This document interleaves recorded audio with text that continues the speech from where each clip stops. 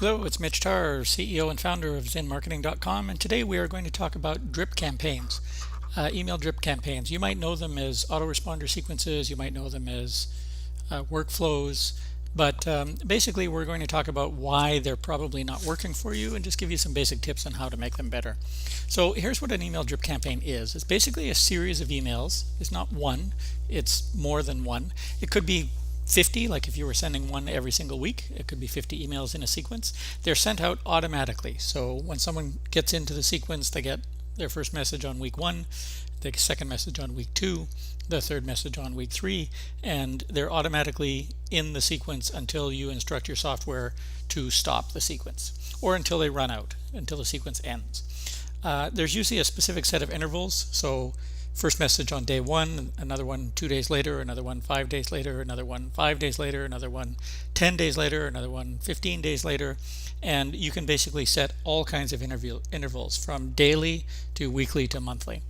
And they're triggered by something. Something starts the campaign, some event.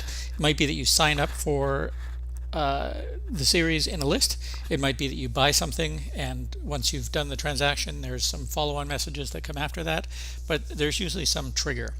And there are all kinds of applications for this, and interestingly enough, we see all kinds of people doing it very poorly. Here's some of the challenges that people are having with their email drip campaigns. Firstly, they often have no relationship in mind. You're not thinking of this as a relationship. You're thinking of this as you're selling, you're marketing, you're reaching out, you're sending email, you're blasting, you're advertising. You can't think of it as advertising. You have to think of it as a relationship. Email is a really great one-to-one communication tool, and it's your opportunity to start to build a relationship. And relationships are a two-way street. So don't think of it as just from you to them. Think of it as there's a relationship on the go. You're building trust. You're establishing trust. The easier that you are to trust, the easier you are to do business with. The second big issue, thing that we see quite a lot is people will start pitching right away. They think that if I can send out one email offering that you should buy my product, well, then I can send out 2 and then 3 and then 5. And then if I do it every day for a month, I'll eventually grind you down and you'll buy something from me. And that's just the wrong way to approach this. You really have to build a relationship. And more importantly, you have to give before you get. You have to give something of value, of interest, of relevance, so that whoever's at the other end of the email goes, you know what, I don't mind getting these. I do want to hear from, what was his name again? And after 10 messages, they'll probably remember what your name is. And if the information is good, if you're giving information, for example, and it could be videos, it could be copy, it could be reports, it could be all kinds of stuff that you give, but you basically have to earn the right to ask for someone to buy your product, and you do that by just giving good stuff. The other big challenge is you're just impatient. You want to set up an autoresponder sequence and have somebody. Now remember, people are quite often in a sequence because they didn't do what you wanted them to do originally, or they're not yet a customer and you're trying to get them to become a customer. And the autoresponder sequence is designed to do that. People will become a customer when it's time for them, not when it's time for you. So what you have to do is basically wait and send information and keep in touch. And it might be not right for them today, but it might be right for them a month from now, or 3 months from now, or 5 months from now. And it's really important. A good example, I had a winery customer that we set up an autoresponder sequence from, and we set it up and basically forgot about it. And 9 months later, he said, you know, I'm getting these orders and I don't know where they're coming from because we didn't send out an email this week and we didn't send one out last month, and yet I'm still getting these orders from emails. I don't know what's going on. So I reminded him, and remember back at the very beginning, we set up these automatic email series to people that joined your list, and we basically are sending an email out to them at periodic intervals. So you can wait and it will come back to you. So think of this as kind of a longer term process as opposed to something that you can do right away and I need to do right now. So here's some tips that you can go through, and we'll just go through a few things that can help you out right away. Start with a welcome message. Make the welcome message go out immediately when someone joins the list. Tell them what to expect. Show that you care that they're there. Show some enthusiasm. Show that you're a real person, but basically start a welcome message right away. This should go out, and typically the autoresponder software or email software will call this a welcome message. Make the emails personal, make them come from a person, make them written as if a person had written them. Show some enthusiasm, like I said. Basically, pretend you're talking to the other person at the other end of this list or at the other end of this email as if you were talking to them personally.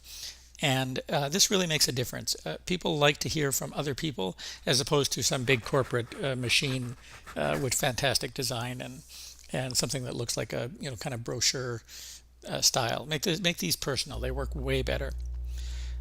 Make sure that your emails are time and event independent. So don't talk about Black Friday, don't talk about Christmas, your ski trip, the summer break, college graduation. Don't talk about events as if they were happening right then, because a good autoresponder sequence or a good drip campaign is going to send a message in January, in August, in September, in May, in December, all different times of year. So you have to have your messages time and event independent. They can be very relevant and very personal, but don't talk about something that might not actually be happening at that moment. So just make them time and event independent. Also, make sure that you give. Make them relevant, make them useful, make them interesting. There's all kinds of things that you can give in an email sequence. Don't put them all into one email and say, here's 22 different things you can have. Don't load people up like that. Just give them one thing and then another thing and then another thing. Over time, people will go, I wonder what I'm going to get today. They will think about themselves, which is the essence of good email marketing. You're thinking about them. What can you give them that would be of value to them?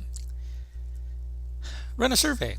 Surveys are great. You can ask a survey. Surveys work for people that are not yet customers to help you qualify them, and I work for people that are just brand new, recent customers to help you ask for information that will help you to do better with your products and marketing.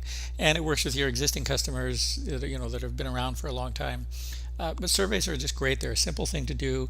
It's easy to run them, and they basically show people that you care, which is a good thing in email. Keep your messages focused on one idea. Quite often you just can't resist the temptation to add in one other item and make the message, well, they're reading this, they can accept that, and they're reading this, they can accept that, and they should think about this. And you basically start to load up the message with more concepts that are extraneous. And most people are busy. They don't have time to start thinking about different things to look at, and should I read this, do I have time to read all of this? Give them one message, move on, and in the next email message give them another idea or piece of information, and then in the next one. And people will see that as being much more valuable to them than if you make your emails big and long and stupendously full of data. So keep things simple, keep them focused on one idea. Tell them what's going to happen next. So for example, if you're going to add them to your newsletter list, tell them that that's going to happen. If you're going to send something out 3 days later, tell them that's going to happen. Keep them interested, keep them informed. Something else you can tell them to do is go back to your website and read something else on the blog, or pick out a particular article that might be of interest to them. You can really control the messaging that goes out, and keep in mind you're helping people by giving them this information. Finally, just be real. Make sure that your emails make sense. Make sure they sound like they're real. Don't try to be fancy. Don't try to be make them super powerful, super beautiful. Just make them honest and real, and those ones work way better. So that's the takeaway. These are a few tips that you can use to make your email drip campaigns better. And don't be afraid to test and tweak your campaigns to improve them over time. Recently I was working with a client, and we're looking at our sequence. I think we had about 7-8 messages in the sequence, and around message 3 there was a little bit of a dip where people seemed to drop off. And so we thought, well, what can we do with this? We can change the timing or the frequency, or we thought we could insert another message right in there that might have a different tone to it. So we inserted a link to a video right after message 3, and it changed everything. People were we noticed a big spike on that message. People really liked it. So we took something that we knew was exciting, we put it in the series, and people really responded to it. It made our entire series stronger. So don't be afraid to go back and modify them and test them and tweak them. Read the statistics, read the numbers, and you'll end up with much more effective email drip campaigns.